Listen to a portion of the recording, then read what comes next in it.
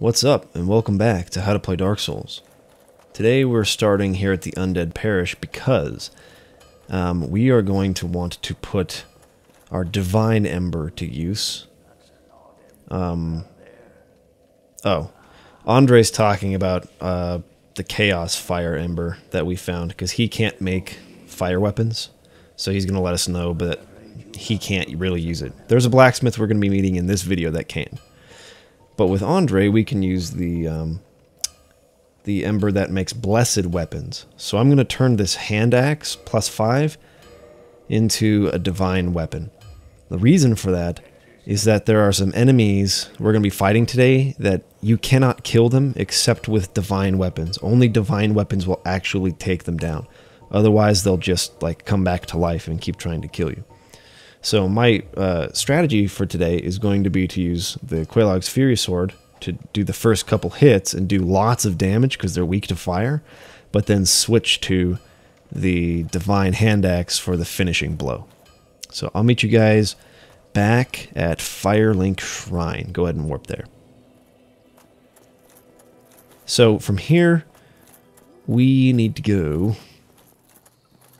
let's see, up here and then to the left. If I can get up there. There we go. Okay, then just follow this path around and go down the stairs, and you'll see some skeletons down here. They'll kind of like form up like this. These skeletons out here, you can just kill with the fire weapon. They will not kind of reform or come back to life after you kill them. But once you get into the caves that we're going to be going into, they start reforming again after you kill them, and you'll see why. There's a reason why. But before you do that, I already did this off screen, but make sure you come over here where these skeletons are, and there's actually a big skeleton here too. But right here by this big gravestone, there's a weapon called a Zweihander or Zweihander. If you're a strength build, that is one of the best freaking weapons you can get in this game. Upgrade the Zweihander to +15. That thing will wreck everyone's you-know-what. I'm not a strength build. I picked it up anyway, but I'm not going to use it because I'm not a strength build. But I'm going to go ahead and switch. We got the Sunlight Maggot in the last video. This is what it does. It lights the cave for you. Now, in this part of the cave, you don't necessarily need it, but there is a part later on where it's going to be, like, super important. See, but watch what happens. This guy will come back to life. See that how he died, but he came back to life? That's why you have to use...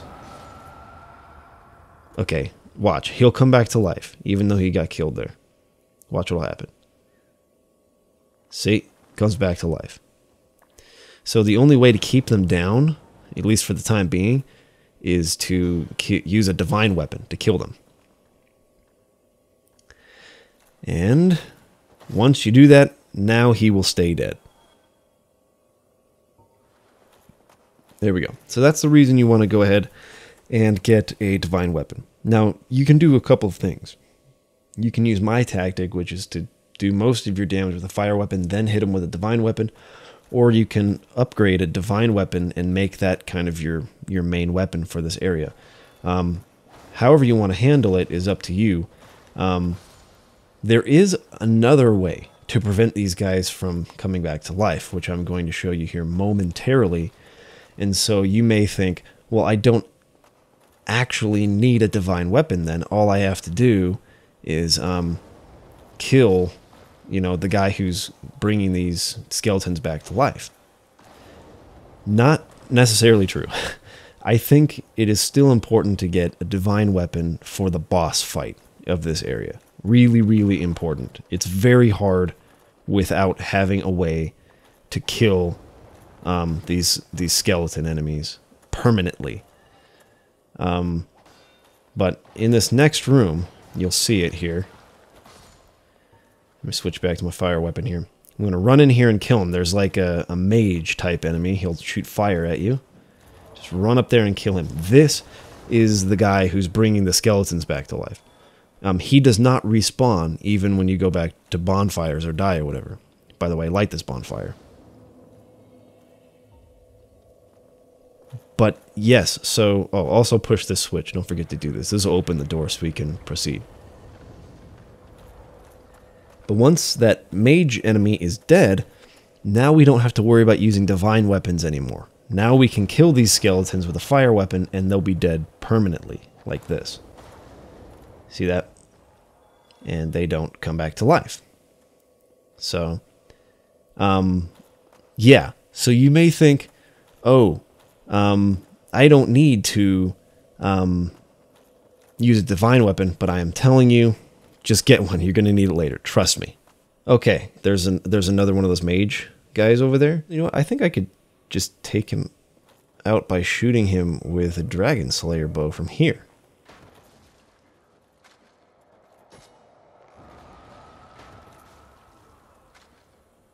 Cool. There we go. We got him. Yeah. So I didn't really need the divine weapon again. But okay, this is kind of going against my point that you need a divine weapon. I'm telling you, like, you may not necessarily have to use it for this part of the level because you can just, you know, go kill the mage guy and then worry about killing the skeletons afterwards, so you don't have to deal with them reviving. But I am telling you, for the boss fight, I promise you, for the boss fight, you are going to want a divine weapon. Just fetching, trust me. Just trust me. You need it. Okay, in the meantime, we can kill these guys with our fire weapon now. Don't have to worry about switching to the divine weapon. Whoa, I did not see that guy. Quite a few skeletons in this area, and they will deke you. It's really annoying. There we go. Okay, a couple of items to pick up. Oh, that's another thing I wanted to talk about. I am not going to get anywhere close to picking up all the items that there are in this area. I mean, I'm going to try and get through this whole area in 2 videos. So, for just lack of time, or just in an effort to try to get through it as quickly as possible, because this playthrough is not about doing everything in the game. By the way, this weapon I just picked up, the Lucerne, beast of a weapon as well. I've used it on some other builds, some strength builds that I've done. I really like this weapon a lot. It's really cool. Do some experimenting with it. I suggest that, because this and the Zweihander are just, they're awesome weapons. But not going to be able to do that with this build. Anyways, this run is not about doing every little thing there is to do in the game. I'm not trying to show you like every item. I'm not going through like every small detail of the game. I'm just trying to help you guys get the basics down, so that for those of you who are struggling, you know, obviously with the game, but you want to get into it, like this will help you get a great start, so that you can get through your first run of the game. You'll have an understanding of how it works, and then you can start the experimentation and without fear, you know, on your own. You'll be able to start doing the fun part of Dark Souls, which is the experimenting with different weapons and different builds and different items and collecting everything and figuring everything out. You can still have that part of the enjoyment from the game on your own, but this is just to help you get started. In the meantime, there's another one of those mage guys over there. Watch out for these heads that explode. They do a lot of damage, and they knock you way back. But, okay, he saw me. I would like to kill him so that the skeletons won't respawn. I'm going to shoot him with a Dragon Slayer bow.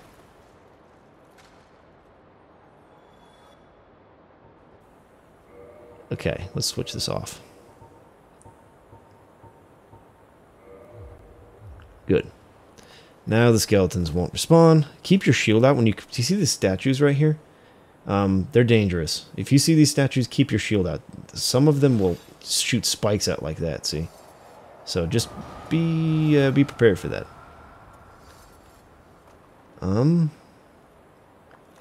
But yeah, anytime you see these statues that look like this, just put your shield out as you walk past them. You'll take a lot less damage. There we go.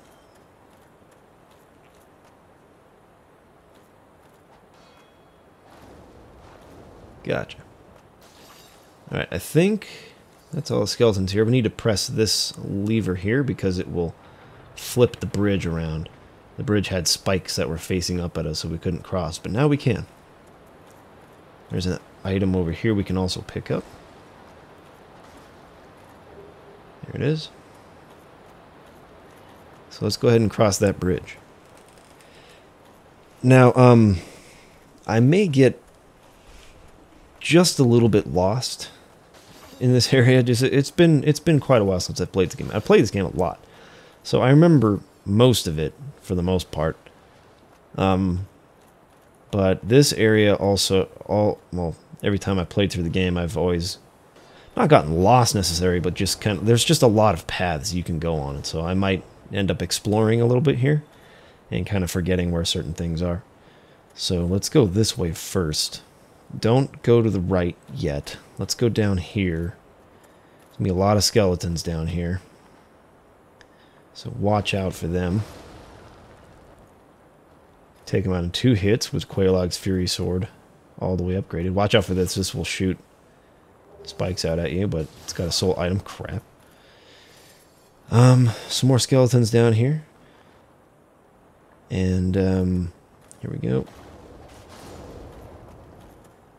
Take care of them. Alright, so you see this, like this, it looks like a doorway. Well, it looks like a doorway because it is a doorway. We'll be able to open that here in just a second. For now, let's come get this item. Oh. Oh, these guys are respawning. Fetch. Oh, I thought there must be another mage around here somewhere. Crap. Well, I need to be more careful, and I'm going to have to switch to my divine weapon here.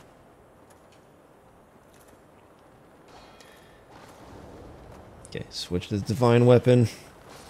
Let's just try and kill one of them. There we go. My stamina's really low. This is not good. I gotta keep that stamina up. Oh, gosh. Come on. One hit. Darn it. Okay, whatever. I just need to heal.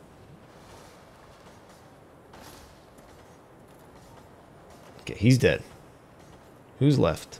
Who's alive here? Oh, are they all dead? Oh, sweet. Okay, anyways, in order to open this door behind me, you have to go down those stairs there. That'll lead down to the room, basically where you can unlock that door. But I'm not going to go that way for now.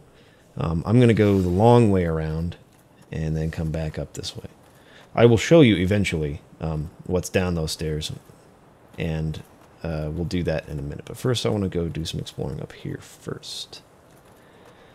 Now, I seem to remember that there's an item you can get by going down here.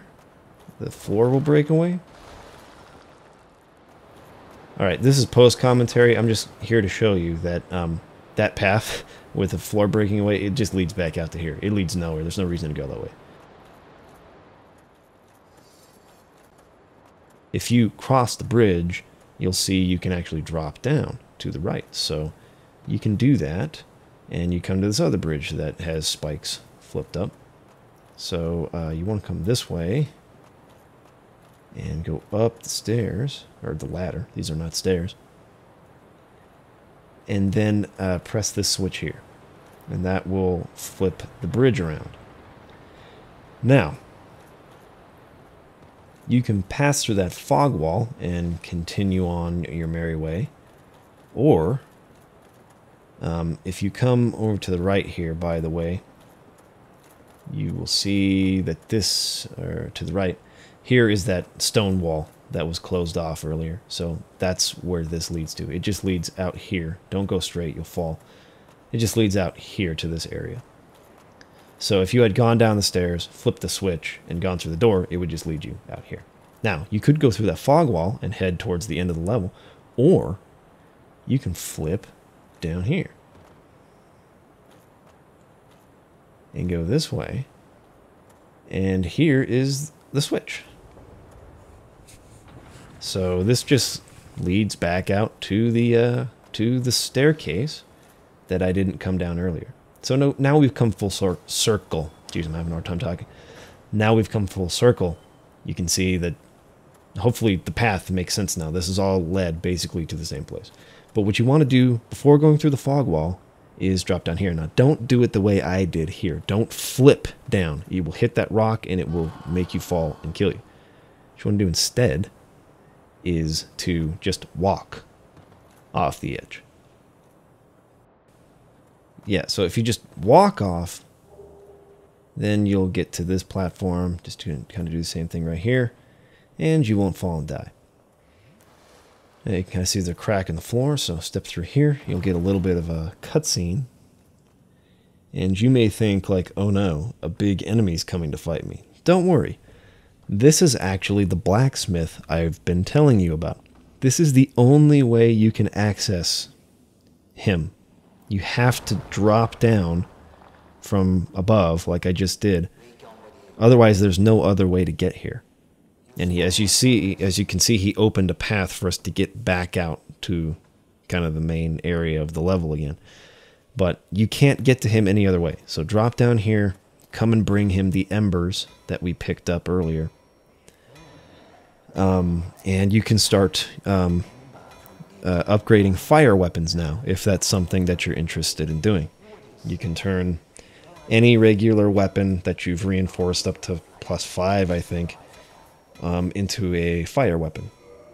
And we actually got all the fire embers and brought them to him, so we can actually upgrade fire weapons all the way to +15 now. If you've been following the guide, you'll be able to do that. So, yeah, I'm not going to be using fire weapons or upgrading fire weapons because I have Quelaag's Fury Sword. But if you don't have Quelaag's Fury Sword and you want a fire sword, you can turn any weapon you want basically into a fire sword here and upgrade it. So keep that in mind. This is where he's at. Now, what I'm going to do is backtrack a little bit. I'm going to go out of the passage that he opened up and take you basically back up to where that fog wall was so that you can see both paths of how to get down to this area. But basically where we are right now is right next to the next boss. Not the boss I was talking about earlier where you're going to need your divine weapon. That's going to come in next video. This boss we're fighting today is actually the easiest boss in the entire game. Really, really easy to beat. But this area is not so easy. This is pretty tough because there's lots of those spinning pinwheel enemies. Actually, I don't think they're called pinwheels. Anyways, you don't want to get surrounded by these guys. They do insane amounts of damage. But there's a whole lot of them. So again, what you want to do is, I think there might be 6 or 7 of them altogether. But just try and draw them out one by one. Like this. Get him to come after you. And then once he goes and hits a wall, you'll have a couple seconds to get over there. Get a few hits in and kill him. Should be 2 more to this side. 1 more. And they're really easy to dodge. Like if you see them coming, just lock on and just kind of sidestep, and they'll never hit you. It's when you get like 3 or 4 of them coming at you at once that they get kind of hard to avoid. So just keep that in mind. Now there's a Black Knight up here and a couple of these exploding heads. Let's use them to our advantage. Let's drag them over here. Oops. This one. We'll get this one to do it. We'll get this one to explode and hit the Black Knight. Come on, do it. Yeah, run right into that. Boom! Hey, that didn't do, like, any damage. Well, I guess it was okay. Alright, let's try to get around this guy for a backstab if we can. That didn't work. As always, stay patient, wait for them to attack, and while they are recovering from the attack, that's when you attack. Don't attack them when their shields are up. It does, like, no damage. There we go. No big deal. And we get white Titanite shards. You use white Titanite shards to upgrade divine weapons, just in case you have a divine weapon you're trying to level up. Alright, if we come back this way, this will actually lead us back towards the fog wall. So let me go ahead. Ah, this is the guy we were after. He was the one that was reviving all these skeletons. I think that's the last one. You kill that mage right there, the skeletons aren't going to revive anymore. Because these guys don't respawn. These mage guys that revive them, they don't respawn. So once you get them all, you don't have to worry about them reviving ever again. Again, that might make you think like, well, then why do I need a divine weapon? I just need to take these guys out. Just trust me. Bring a divine weapon with you for not the boss we're fighting in this video, but the boss we're fighting in the next video. You will desperately want it. It makes it unfathomably easier if you have a divine weapon. Anyways, don't step there. That's the floor will break away. But if you come up here, we should be getting pretty close at this point. Pick up the soul item. Come over here to the left. To the right, if you look down here, there's a Titanite demon there. So if you need some demon Titanite, you can kill him. I don't need any more because I'm not using any more demon weapons. But if you come back this way... Where is it? It's up here somewhere. Might be a little further than I thought it was. Okay, we come back out to this outer area. More of these exploding heads will try to kill you, so watch out. At the same time that we got other guys trying to kill us, which is incredibly annoying. There we go. You just killed them for me. That's just fine with me. One hit should do it. There we go. Alright, back around this way. Keep your shield out when you see these statues. A couple more enemies to deal with here.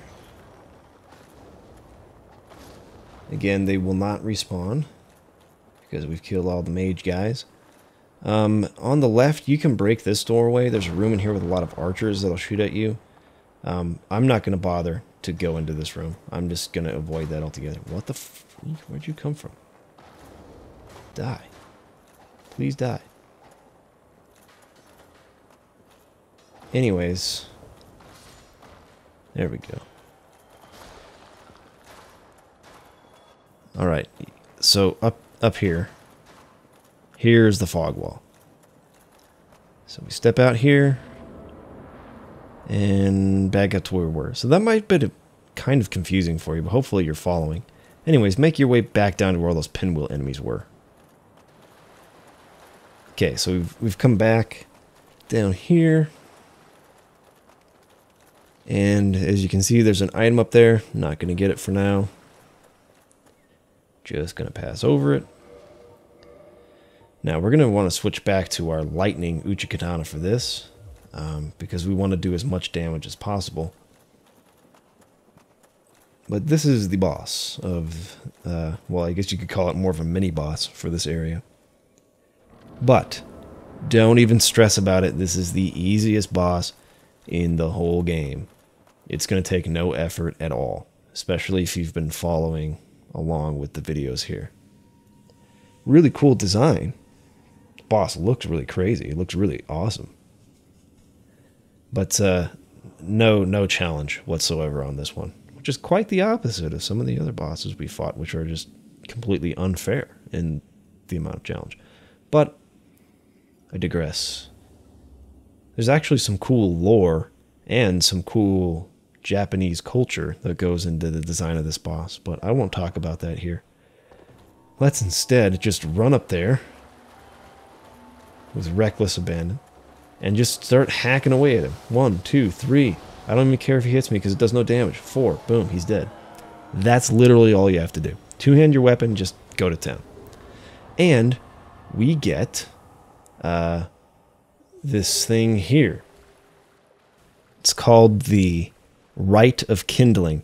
What this allows you to do is to kindle your bonfires 2 more times. Right now we can only kindle bonfires once, which gives us 10 Estus every time we rest at a bonfire.